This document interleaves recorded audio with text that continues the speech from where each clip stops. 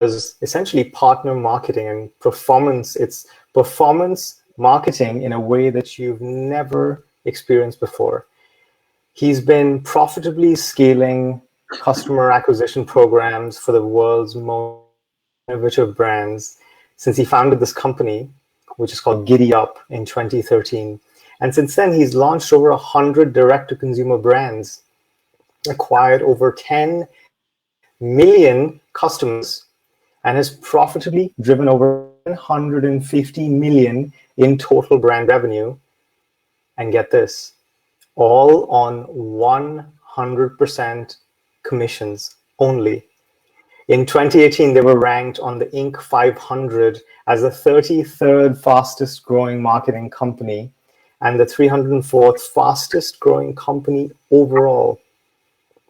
He's the co-founder and the VP of marketing, and he leads Giddy Up's global brand strategy and communications. It's my pleasure to welcome Eric Schechter. Hey, man. Hello, sir. It's good to be here.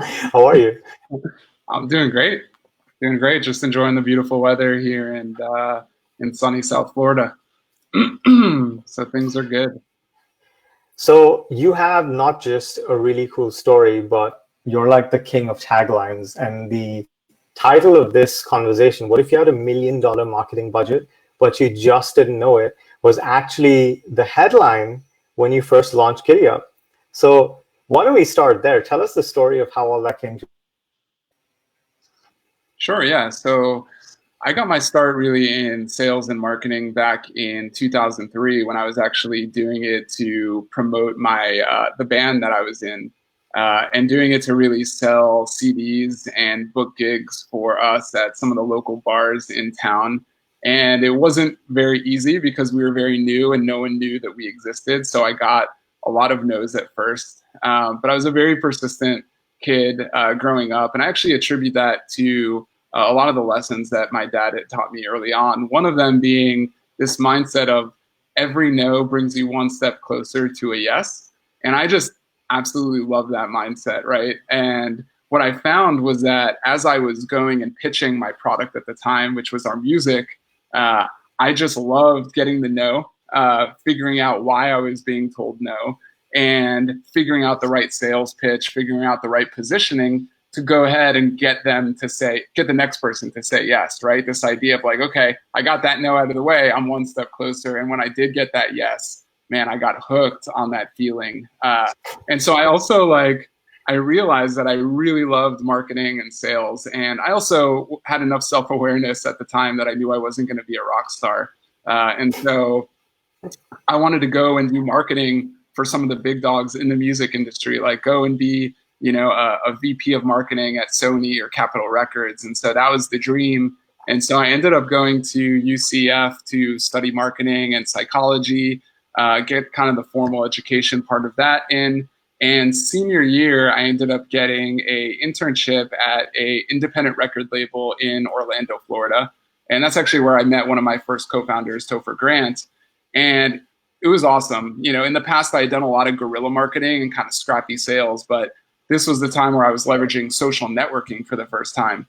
And so I was using MySpace. And the powerful thing about MySpace marketing that I found was like, man, we could reach so many people around the world. We could create these one-to-one connections between the fans and the artists. And then we were able to evangelize them and get them to do some of the really powerful work within their communities, like calling up the radio station and requesting that our bands were being played on the radio, going into their record stores and saying, hey, do you have this artist CD?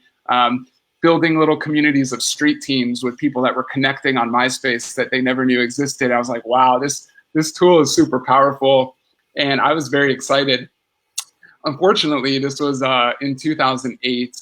And this was the rise of Napster and digital music. And the music industry was going through a very interesting time. And it wasn't a great time to join, right? People were downloading music for free, burning CDs for their friends, and it just wasn't a very good time. And so the record label ended up closing, and I kind of needed a new dream, so to speak. But I knew that I wanted to be in marketing. And it just so happens that I was talking to one of my friends at the time, and he was starting a social media agency. And even though I was using social networking, I never really knew exactly what that term was. It was 2008. And so it was very much in its infancy. And it was also another hard sell, right? This was during the recession, and we were trying to find businesses that had budget and believed in kind of what we were talking about, the powers of these tools, when they had no idea what Twitter was. They had no idea that they could even be on Facebook as a business or why they should be on Facebook.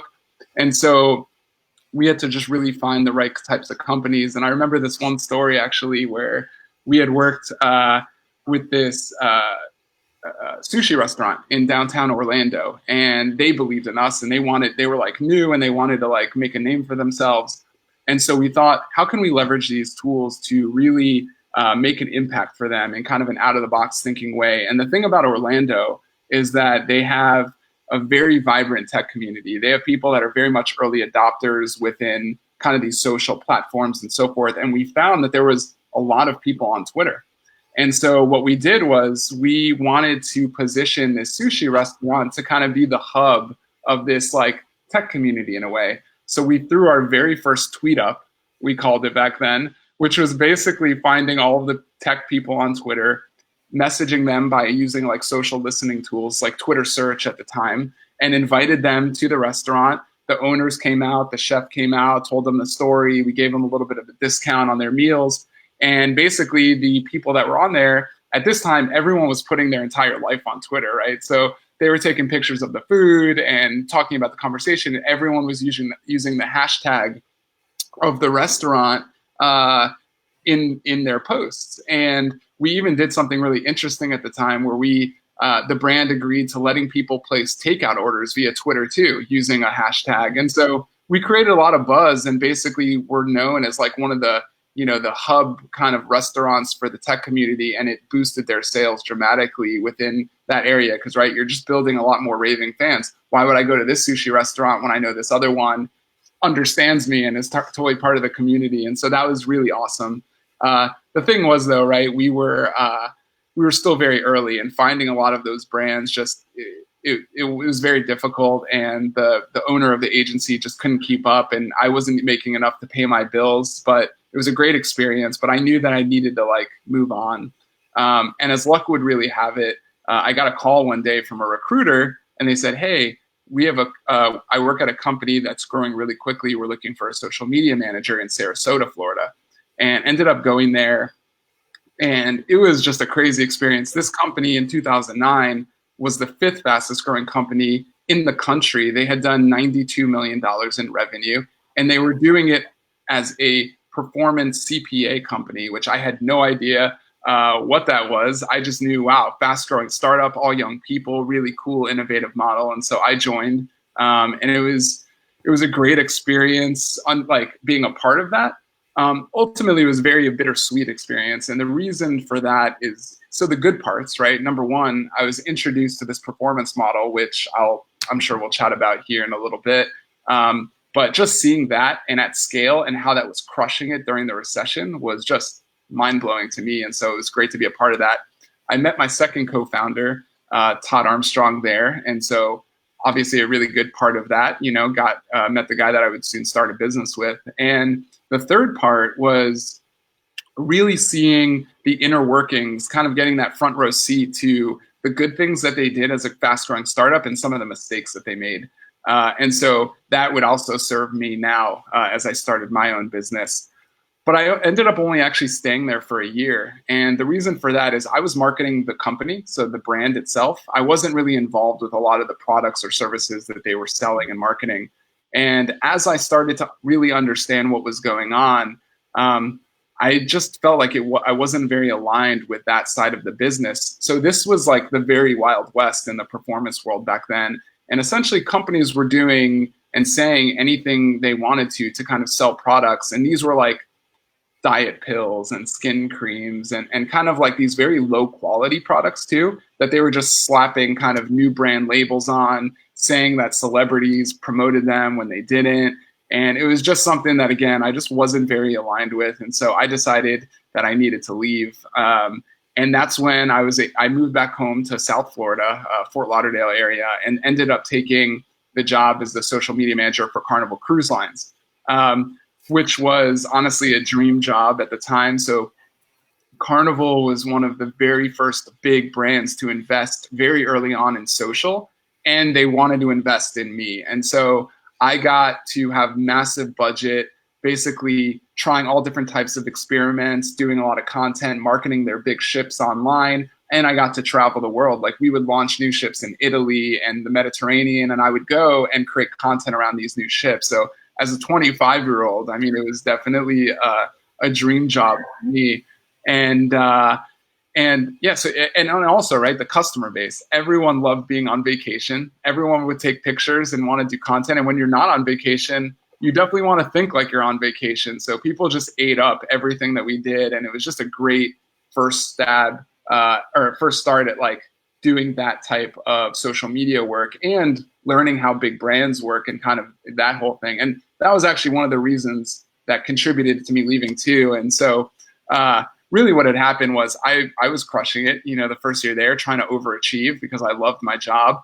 And I remember my boss coming in, and she was really excited to tell me that I got the biggest raise in the company. And it was a 10% raise. Like, this is big, right? Most companies give like 2% raises. I got 10%, but I had started at the company making like 50 grand.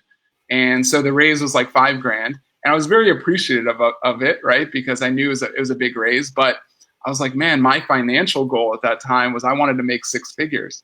And I'm like, I just crushed it and got the biggest raise at the company. And after taxes, maybe you're making like 3 grand. I'm like, how am I ever going to get to 6 figures? It's going to take me a decade.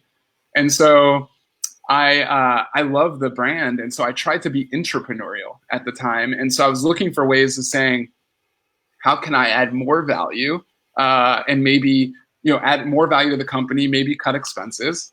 And so I found an opportunity basically with this report that one of our big agencies was making for us. It was a social listening report, and it was using a tool that Carnival owned and was paying for. And the report was super basic, and they were charging us like 10 grand a month. And I was like, oh, this is an opportunity. So I went to my boss's office and I'm like, hey, I can make a report that's way better than this. Like, I would love the opportunity to show you. And if it works and you guys find value in this, I'll only charge 5 grand a month. And so I'm going to add way more value to the company, and I'm going to cut expenses in half. No brainer, right? Basically, I was told, no, we can't do that. These are different budgets. We can't just give you a 5 grand a month raise, yada, yada, yada. And it was at that point that my eyes really opened. Like, I can't stay here if I'm going to hit my, financial goals. And so immediately kind of opened my eyes, antennas went up for other opportunities while I was still working at Carnival. And at that time, so I was staying in touch with Topher Grant, who I'd met at the record label, as well as his brother Justin, and Todd, who I'd met at the performance company. We were now roommates in South Florida. And so Todd and I were always talking about the performance model and how powerful it was. But it was just like a shame because it was only being leveraged for these very low quality products. And the people that needed it were these great entrepreneurs that had an amazing idea that didn't have a lot of marketing budget. And what they were doing was going to one agency, paying them a lot of money, hoping that the agency was going to figure it out. And then like most agencies, honestly, in the world, they talk a big game, but rarely deliver. And that may not just be because they don't believe they can. It's just very hard to crack a campaign and profitably scale. And so we just saw there was a big opportunity to bring the performance model to really new and unique brands that added a lot of value to people in the world. So I want you to like, just for a second, set the picture, because I can personally attest to how, disastrous it is to work with most agencies. Explain a little bit why this happens, right? Because this is systemic. And also explain the performance model itself and how it's different. Yeah, absolutely. So I think, this is just what most people think you're supposed to do, right? It's almost like life, right? I'm supposed to get good grades in high school. I'm supposed to go to college. I'm supposed to, go get a good job. I'm supposed to get married. I'm supposed to have kids, and then I'm going to retire, and then my life begins. It's kind of something that we're taught. And I think that's similar in the business community as well. It's like, all right, I created a great product. I don't know marketing. I know what I'm good at. I'm an expert in my field. How am I going to go get sales? I don't know how to build a website. I don't know how to do online advertising. And so really what most people are aware of is like, oh, I got to go find someone that can do it for me. And the problem is with the traditional agency model is just that it's very expensive, right? Typically you're spending, 5 figures when it all comes down to creating your website, your videos, kind of all the setup that you need to profitably acquire customers online. And the incentives and the models are very much like opposing, right? Like the agencies aren't necessarily paid and incentivized to make sure that you're profitably scaling. They're incentivized for you to spend more money or figure it out through retainers. And so it just always felt like it just didn't make sense. And the thing is, if you're an entrepreneur and you're a startup, you don't have a big budget, most likely, unless you've gotten funding or you come from wealth, or you did a friends and family raise. And so if you trust one agency to figure that out for you and they don't do a good job, like I have a lot of friends that were startup founders, and it almost put them out of business. And so I think it's just one of those things where if that's not your core competency as a product owner, we haven't really been taught that there's another way and that there's this whole other market that you can tap into by creating a product and a funnel that is so compelling where other people want to spend their own time and money figuring out how to sell your product and only get a piece of the upside when it works. And it kind of touches back to the story at the end of the story, which I just want to finalize because basically as I was trying to look for opportunities, I had gotten a call from a friend who was had the opportunity to launch a crowdfunding campaign for a new consumer tech product. And he knew what we were trying to do at the time. And he's like, hey, if you guys want to do a performance deal with this, like I'm totally down. And so we checked out the product and we thought it was awesome. And so we're like, hell yeah. So we built the landing page for the campaign. We created some videos. We made some images. We spent all of our own time and money doing it all. And then what we did was we brought it to a couple performance marketers that we knew that would spend their own time and money buying ads for this product online. And if it worked, they were going to be able to drive a lot of volume. And so we took it to them. And honestly, the campaign really just went viral. So not only were the paid ads very successful, but the product got like tens of thousands of shares, organic shares and comments. And we ended up doing $7 million in 90 days for that brand, our very first product ever. And it was like fireworks went off. But the thing that was really interesting about that was not even just the amount of revenue. It was 2 things. Number one, it was all pre-orders. So we did this all for a product that didn't even exist yet. And number 2, the brand themselves didn't have to spend any money on marketing to generate that $7 million. Over $1 million was spent on marketing, and that didn't need to be approved by a board. It didn't need to be approved by an executive. It was basically tapping into a partner marketing system where other people believe in the product. They believe that if they spend their time, that funnel will convert for them. And what happened is you have all these different people with different ideas on how to promote a product, figuring out and then scaling it. And as long as the brand is able to keep up with inventory and all of those things, the sky's the limit. And then the brand is profitable on every sale. They can use that to grow their company. They don't have to go after VC money, or at least not as quickly. They can focus on their core competency of, making the product better over time, creating a great customer experience. And now you have this sales engine that's allowing you to scale across every major online channel, every international market, and so forth. And so that was really like where I was like, man, this is awesome. I quit my job at Carnival. Me and Todd sold all of our stuff, moved to California. And then like you had said, to date, we've launched over 100 brands. We've actually driven over, that one I think that you read was a 7. So we've done over $750 million in attributable sales for brands, acquired over 10 million in customers, and we've done it 100% on performance. No one's ever paid us $1 except when it's generated them a return. And that is what like performance partnerships truly is. And that was where we came up with the kind of idea for the headline, which is like, what if you had $1 million marketing budget? You just didn't know it yet.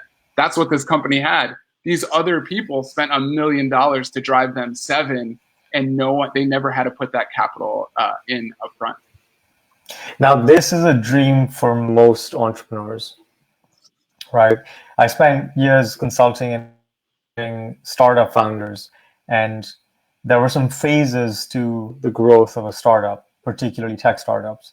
And this was, the period before they found the product market fit, and then the period after.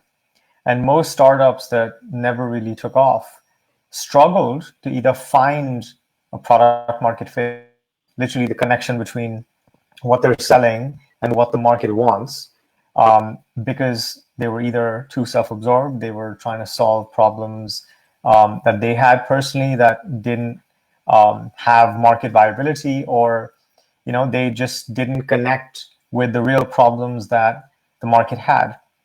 Or they knew what the problem was, they had a solution, but they couldn't articulate to the market that they had a solution to the problem that the market had. And so typically what would happen is, and this is, applicable, as I'm sure you know, like to literally every industry, every entrepreneur, every business. Every business is trying to solve a problem that the market has, and its ability to solve this problem, the extent to which it can solve the problem, and the extent to which it can communicate to the right person that it solves their problem in the right way, determines their success. Well, I think too that, just to jump in, I think people don't always understand what their product is. And what I mean by that, the best example that I have is like, take Mario from Mario Brothers, right? Most people think that their product is, or their customer is Mario, right? And that their product is the fireball. But their product is not the fireball. Their product is Mario being able to shoot fireballs out and kill all of these villains in the game. And it's what is that form that your customer will have? What is that end result that they're going to be able to experience? That is your product. And your product is just the conduit to that. And the question is that we always go into, like you said, it's like, it may be the product market fit, but I think that a lot of entrepreneurs assume that their product is solving a certain problem. But it may be that, but it may not be the biggest problem. And I think that usually most brands aren't doing enough testing. They're going really hardcore. And this is what most of the big agencies do, right? Like the ones on Madison Avenue, which is like, they'll create massive campaigns, spending a lot of money, going really hard, maybe doing a little bit of consumer research, but not doing any testing. And better hope that that is the right problem to go after you've spent hundreds of thousands, sometimes millions of dollars going after it. And I definitely have an example of that we can go into later. But I do think you're spot on with what you said, as well as just most people not recognizing that their product is really the final result of what that helps their customer become. And that's really where you want to get to from a marketing perspective. Yeah, and I forget who said this, but people don't buy hammers and nails, they buy the holes. Yeah. Right? And it's an entrepreneur's ability to communicate and sell the whole, not the hammer and nail, which is their product or service, that really makes the difference. So what I want to dive into, because I think you have a very unique perspective on this, is what are the ingredients for product or a product plus message that can operate in this performance marketing way, right? Because for someone to agree to drop, their cash and bet that they'll make a return and make a lot of sales, there have to be certain criteria that you probably evaluate. So what are the ingredients you're seeing that make a product, a service, or an offer something that you look at and you're like, wow, this is going to sell? Or you look at another product and there's something in you that just disqualifies it or dismisses it because that it's not going to fly like the other one. Sure. Well, I think there's things that we look at as a company based on the stage that we're in, and we operate within a certain niche of the market. But I think that as time goes, I believe partner marketing will be the go-to channel for most brands, whether you're a big brand or a small brand, just getting getting started like a startup. But I think that there's a couple things that are super important that could probably be more generalized. Number one, I think that you need a growth mindset and you need a partner mindset. And so the growth mindset is that if someone wants to, typically as a performance marketer, if I'm going to spend all of my time and capital investing in figuring out a campaign, there's times where I'm going to go negative. I'm taking on all the risk. I want to figure it out. I want to know that if I do figure it out, I'm going to be able to scale it, right? And so a brand needs to have that in place. And so the way that you're doing that is you're thinking about making sure that, okay, I need to have enough inventory in place. I need to make sure that I understand that if we get to the point of scale, I'm willing to support it. So there's this one, another mindset that I think is super important to the same point, which I believe that it all comes down to a brand being willing and able to spend the most money to acquire a customer. Those are the brands that are going to win. We're very used to thinking like, oh man, how do I get my customer acquisition costs down? I think that's the wrong place to think. I think it's how do you spend the most money to do it while still being profitable? Because if you can spend the most money in your niche, you're not going to have any competitors being able to keep up with you. And so I wanna just pause you for a second because you dropped some solid gold, and I want to make sure people are picking up what you're putting down, right? So the first thing that you said was that it's really a question: can you handle scale? Can your business handle scale without breaking? Because if you look at the core components of a business, right? Lead acquisition, lead nurture, conversion / sales, product delivery, and retention, renewal, upsell. If you can scale and offer up, but if they can't deliver and serve it on the back end, then that's not going to work. And most entrepreneurs, they want growth and they want scale, but they haven't built the dock that can take a cruise ship. They have a little jetty that'll take some rafts and some, tiny boats. Yeah. And, that's a business, and that's a model that's actually unscalable. And I think it's important too, because it all comes down to working with the right partner. Like for us, many times we're working with companies that maybe are only doing 2 to 3 orders a day. And within a few weeks, we put them on back order, and maybe they had 10,000 units, but if the product takes off, they're like sold out in a couple weeks. And so we want to be very careful, right? The worst thing that you can do is take big promises from someone that's telling you, oh, get 100,000 units. We can sell this out quickly. We never do that to anyone. We want to make sure we have a certain amount that allows us to go through it where it gives enough incentive for us to want to work on it and our partners. But we're very careful in making sure that no one overextends themselves, because no one knows at the end of the day what's going to work and what's not. And so you want to be careful. You want to be financially smart. However, that's all about finding the right partners. And there's other things that you can do in order to scale. It's like, what are your COGS, your cost of goods sold? Can you get those down? What does that look like as you scale, knowing about your profitability, right? What can you do on the offer perspective to make sure that people are spending more money per order than they would otherwise? And there's a lot of strategies to do that. And then the other one that I think a lot of businesses aren't thinking about yet is everyone's talking about customer acquisition, which I think is really powerful and important. But what about once they're your customer? Once they're your customer, a customer is 80 to 90% more likely to buy from you in the future than it's like trying to convince strangers to buy from you over people like your good friend that already trusts you. And I think that there's so much opportunity, even for small brands, to be saying, how can I add the most value to my customer base? How can I build LTV, lifetime value out of my customers? Because the more that you're able to do that on the back end, the more you're going to be willing to spend to acquire a customer on the front end. And so I think there's a lot of opportunities to position yourself, but you have to be smart. And that's the other difference with partnership, like performance partnerships. It's that growth mindset, but it's a partner. It's someone that you're not looking at as a vendor that's looking at it from their own perspective and I'm going to get mine and you're going to get yours. And it's all very siloed. It's like, this has to be a win-win-win solution. When the marketing partner wins, when the brand wins, and most importantly, when the consumer wins, because they're the people that are putting the money in the machine to make it all go round, that's when you're finding some massive success that helps you achieve the scalability that you're looking for. That's brilliant. And I want to, again, highlight and pinpoint two things that you said, right?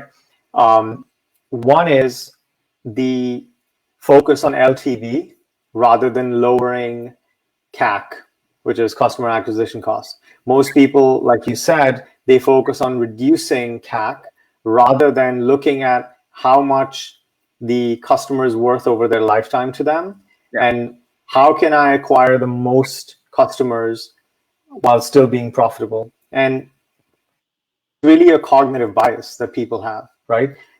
Because the thing is, let's talk about the neuroscience of marketing for a second. We are designed as organisms to minimize and mitigate risk. Our brains are naturally always scanning for risk and threats and want to survive. And our goal is to minimize cost, minimize expenditure, and that comes in the form of energy.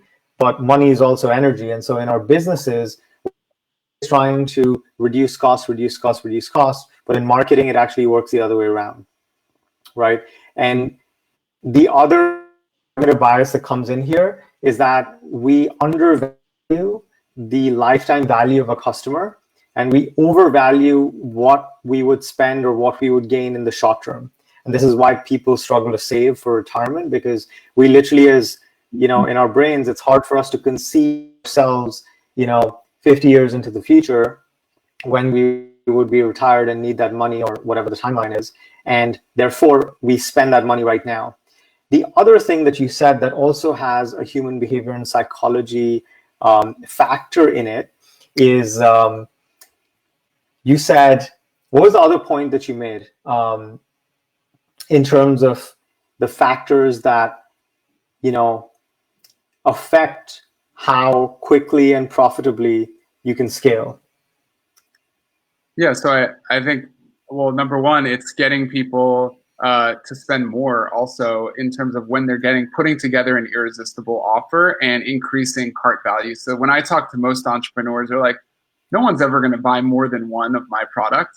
And they don't set themselves up to knowing that if you're adding value and if you're creating a great offer, people will spend much more on your product. Maybe they want to gift it. Maybe there's a reason that they need more. And so there's a lot of moving pieces to being able to scale. But I think your manufacturing costs is one, getting your costs as low as possible without affecting the product quality.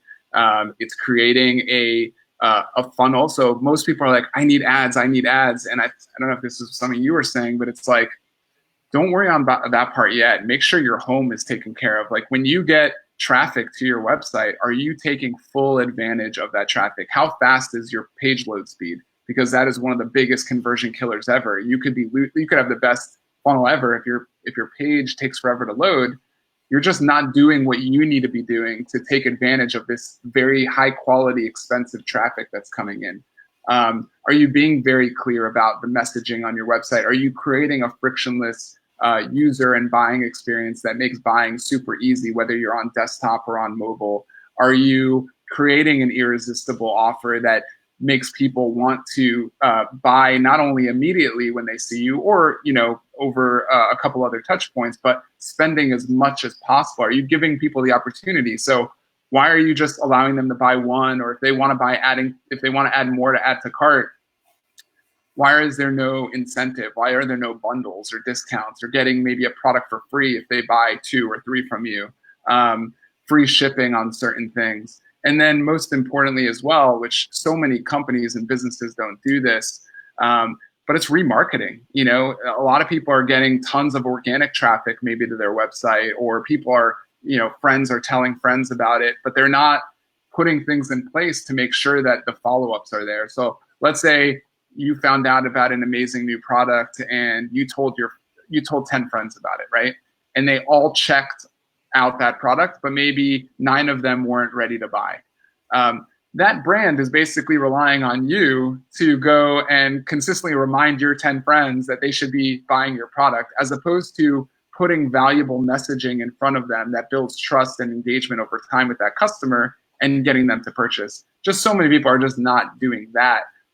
And so I just think that you want to make sure that you're doing everything impossible to reduce your overall expenses and costs of the product. You're taking care of your website and funnel just to make sure that it's prepped so you can squeeze all of the juice out of it, and that you're doing the follow-up things to make sure that you're able to capitalize on all this traffic that's happening. And then when you're ready to scale, that you have an understanding of what that means. I also think another piece is what we call the halo effect. And so what the halo effect is that whenever we drive massive amounts of traffic and sales to a funnel, there's people that are going and doing their own research and buying that in other places, right? And so when we drive, let's just say 1,000 orders to a website to buy on our funnel that we've created, there's going to be at least 300 people that are buying on Amazon or on your website or on other retailers. The question is, are you on those retailers? Are you making sure that you're being able to be visible when someone searches for you?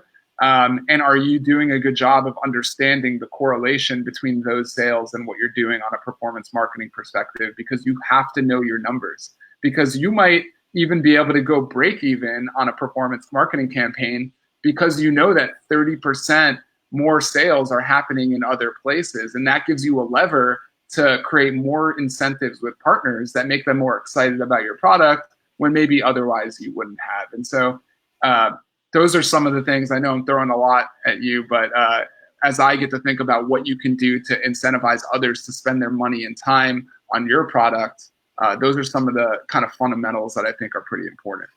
Yeah, and I just recovered my train of thought. There is a natural tendency in our brains to look for something new, right?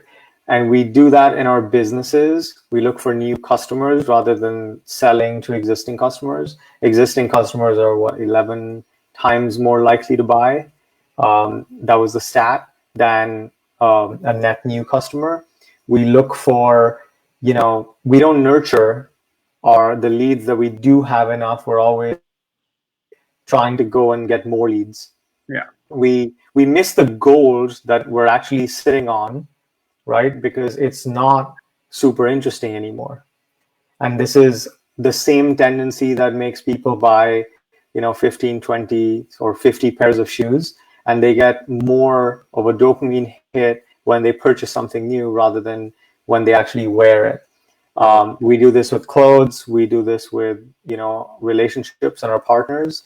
The things that we don't have that are on the outside always seem more appealing and more interesting and more intriguing than what we already have. And this is neurological, right? This is brain science. We are wired to look new because our brains, our reptilian brains, are scanning the environment for anything that's different, because that's how we detect threat. So we have the hardware in our brain that's actually driving the way we run our businesses. And most people, when I tell my clients, this is really eye-opening for them. There's 2 ways to do business, right? One way to do business is from a place of deficit. That's we look at our business as a way to get us more approval, more validation, to create safety for us, to create wealth, to create a sense of control. And that's how entrepreneurs become control freaks and they don't delegate. So we try to use our business to fill all these foundational needs that we have, or we can use business or do business from a place of wholeness. And this way in which we start from a place of being whole. There aren't holes that need to be filled, and we're just doing business because we can't help it. We're looking at the world and we're seeing what a difference we can make, what problems we can solve. And we're playing the game of business to play. And I've often found that people who are playing the game of business to play rather than to not lose or to win, Yeah. who are actually able to do the boring, unsexy, laborious tasks like knowing the numbers, like knowing the COGS and the CAC and the LTV and the AOV, that are actually in the weeds. They're like aware, they know how much money they to spend up front to gain that customer who will their lifetime value, and they'll keep nurturing their list because it takes about an average of 9 to 10 touches for someone to actually buy. And they know the numbers, they know the stats, and because they know their numbers, they're actually more competitive and they're lethal, when they actually spend marketing dollars, because they know exactly how much to spend to acquire exactly the customers they need to hit their exact goals. And they're doing this not from an emotional place of fight or flight, which is how most people do marketing, but they're doing this from a place of just, this feels good. I know everything. My nervous system is, settled. I'm relaxed. I feel safe. And so the decisions I make are, they're thought through. I'm calm, I'm collected, and emotionless in a way, because the same thing that applies to investing in the stock market also applies in investing in marketing. Absolutely. I mean, I think it all comes down to that kind of saying. It's like you can't manage what you don't measure. And so if you're not putting all the things in place to really understand why you should be doing something, or what are how things are performing, you're just doing yourself a disservice. We all have kind of that, or many entrepreneurs have the shiny ball syndrome, right? We always, like you said, we want something new and different, but we tend to forget that really what's going to drive exponential success is focus and keeping a laser vision on what we do have. And it's just like you said, I mean, the customers that we have are just so valuable. And there's a great book called Raving Fans. I don't know if you've read it, but it's this idea that any business with 1,000 raving fans, and raving fan is basically a customer that is just an evangelist. They're going to buy almost every new product that you put out. They're going to tell all of their friends about it. They're going to post about you on social media. Just 1,000 raving fans can build and sustain almost any business, to generate a great income and a growing business. And so why are we so focused on trying to convert cold traffic into new customers? It is important. It's part of the scale. But what are you doing right now to turn your customers into raving fans? That's brilliant. One of the things that's become even more important now is really understanding your customers and being able to empathize with them. It's really understanding what are the exact problems that they have, right? And being able to articulate in their language the problem that they're having better than almost they can do so for themselves. Is to have that conversation that they're already having in their heads. What are some ways in which you've seen this done? Maybe some examples, maybe some practices that people who are listening can implement in their business. How would you advise people who have businesses, maybe they haven't looked for the real gold in their own backyard, they've been spending a lot of money, and it's honestly gone to waste because it's been inefficient? How would you optimize someone who you haven't met yet? Are there any sort of best practices, any wisdom that you can share that would transform someone's marketing really in a way that would change the game for how they sell? Yes, that's a great question. I definitely go fundamentals of saying, hey, I don't really know. At the end of the day, I've created a product to solve a problem. But the question is, what problem really is that? And it's not trying to have a bias and say that you definitely know what the problem is that you're solving, right? And so the biggest strategy, and I can give an example of it, is that most companies, and like I had said about kind of the agencies on Madison Avenue, and many agencies today are saying, this is the problem. Let's go spend all of our time and energy and money building the marketing campaign for this problem. This is what's going to work, and let's go do it.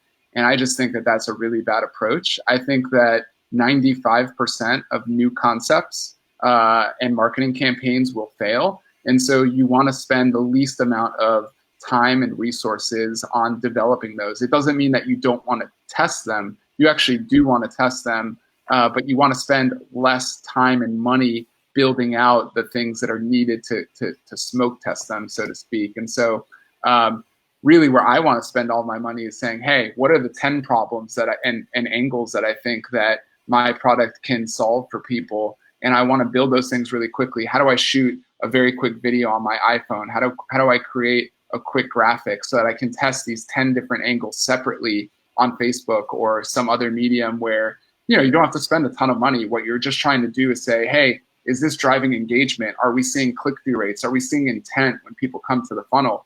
And then when you isolate, here are the top 2 or 3 angles that are working, you want to spend 95% of your time iterating where there's smoke.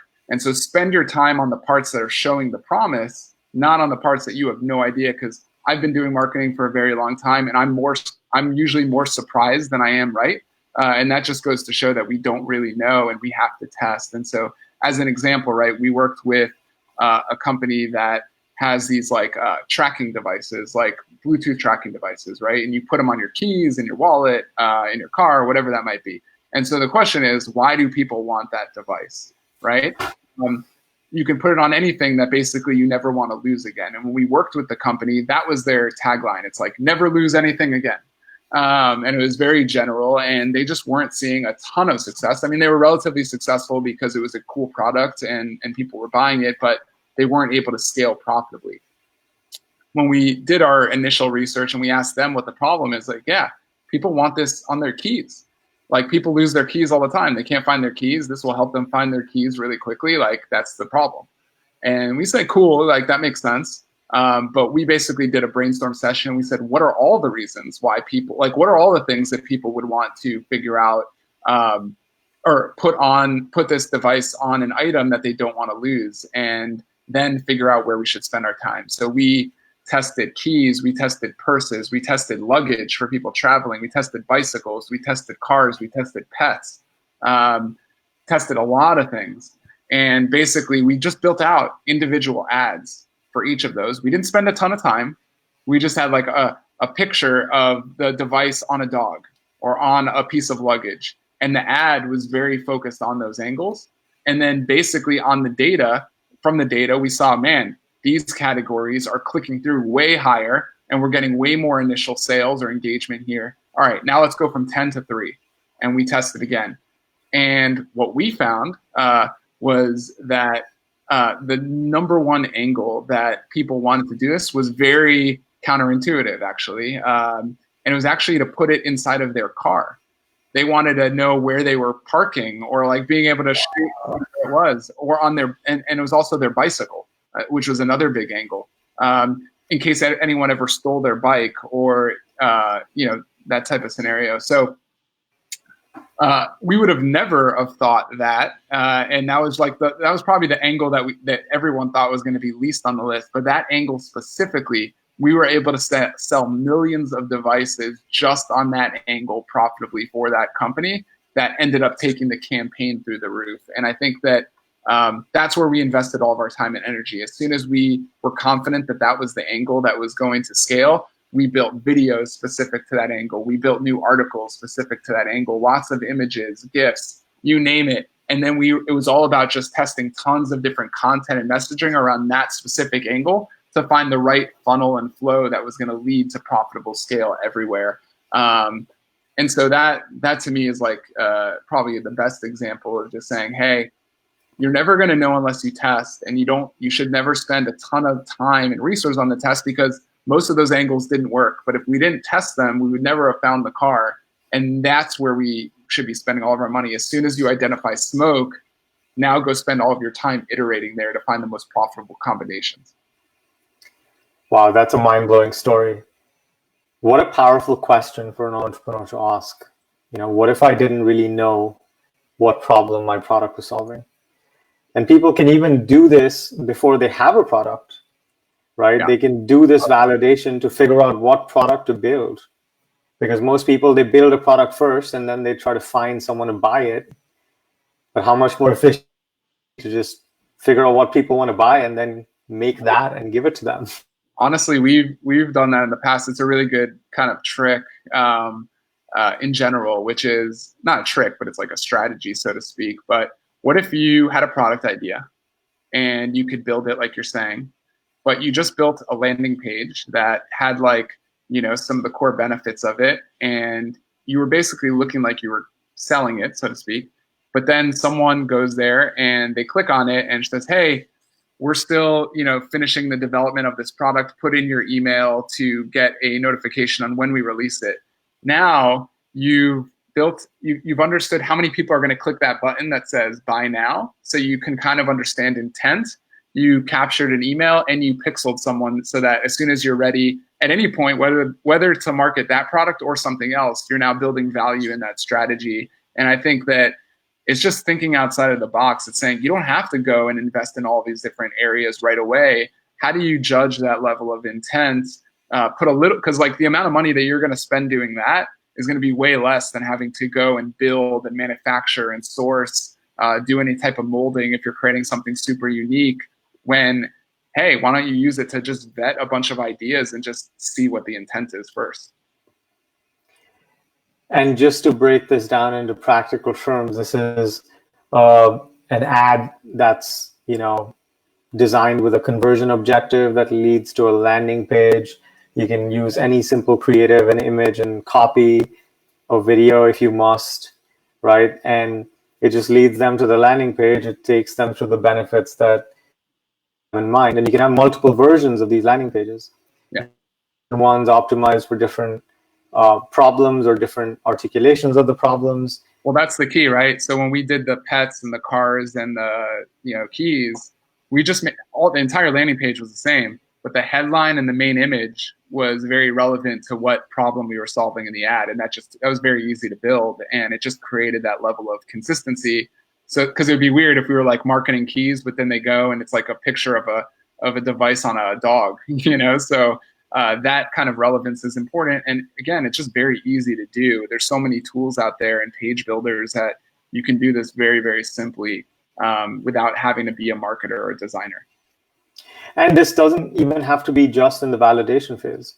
Even for a general, like regular sales funnel, you can add personalization where you hyper focus on, you know, different subsegments of the market buying for different reasons. They're buying to solve different use cases.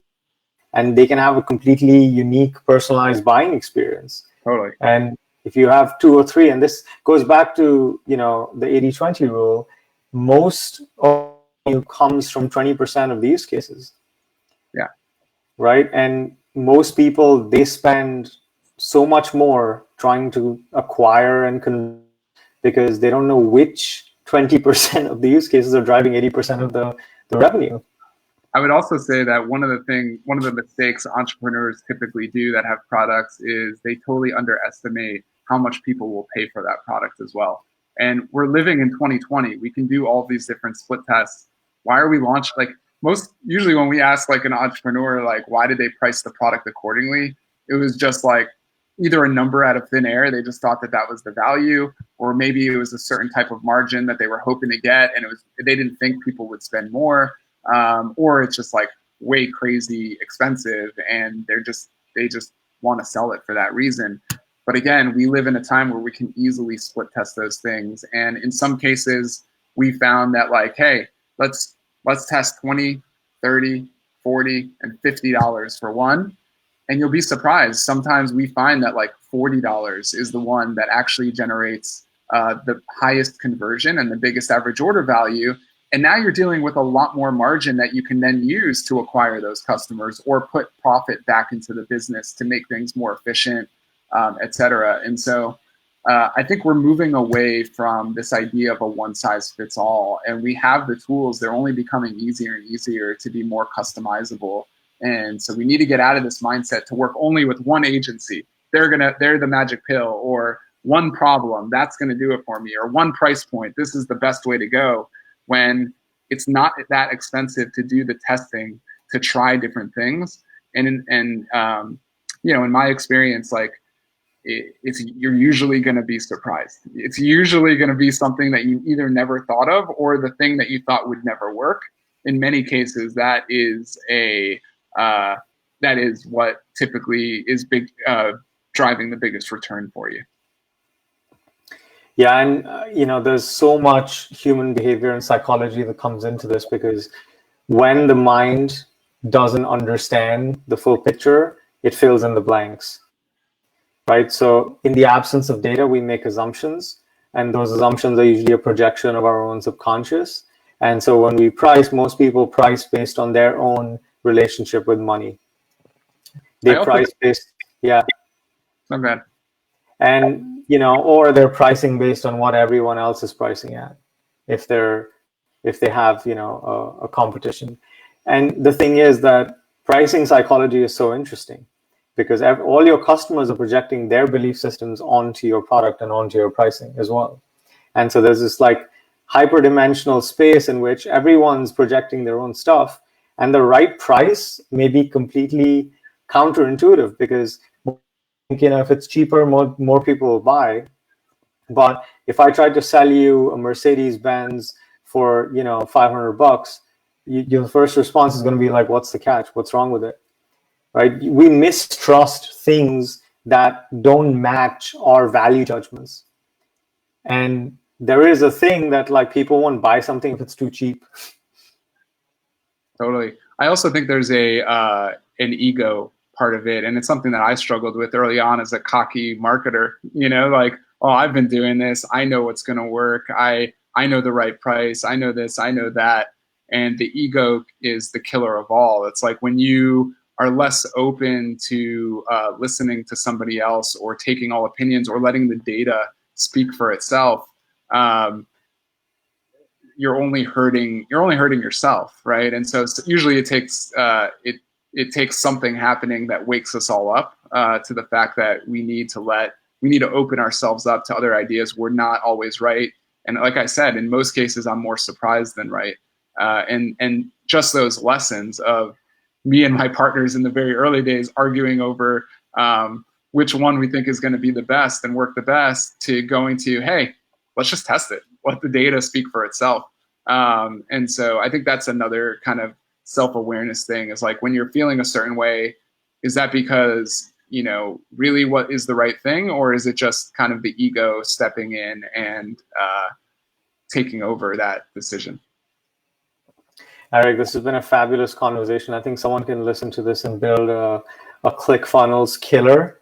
They'll have the entire product spec.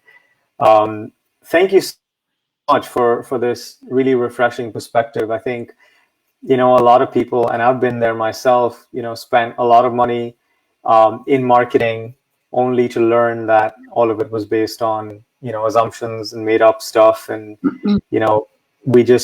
we don't like looking at the data. It's boring. It's not fun.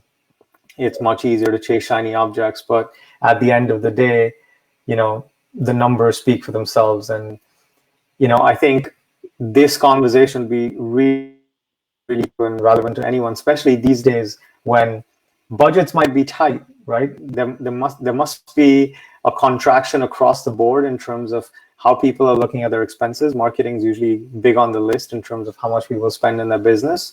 And I love what you've shared today in terms of you can get so much more mileage out of, however much money you're spending right now. And it really involves going into the boring, sometimes unsexy parts of the business, but really asking some stupid questions and asking your customers in different ways. And, combinations of ads and landing pages help us get very quick, very clear answers that really save us a lot of money and make us a lot of money. Totally. Yeah. It's been a pleasure to have you on the show. Please let people know where they can find you, how they can contact you if they have something that's juicy and promising and they'd like to partner with you on. And yeah, any last words of wisdom and support? Yeah, so I think as far as contacting me, usually the best place is LinkedIn, I would say. I'm pretty responsive on there, so you can find me, Eric Schechter at GiddyUp. And no, I think our conversation, really said it all. I think that just know that there are a lot of different ways of going about building a business, and you don't always have to stick with the status quo. I think the more that you understand your numbers and what your product can do and the problem that you're solving and just the opportunities, the more you're going to be able to leverage them for success. And so maybe taking a step back, putting the ego down and just saying, what are all the ideas and how do I go at a point where I can efficiently test them, whether it be where I'm manufacturing a product, who I'm using to distribute, who I'm selling to. All of those things I think are just going to make you it's going to make you wiser and be a more successful business owner over time. So Beautiful. Thanks so much for being here, and thanks for this amazing conversation. yeah, man. Can't wait to talk soon. Totally. Talk soon.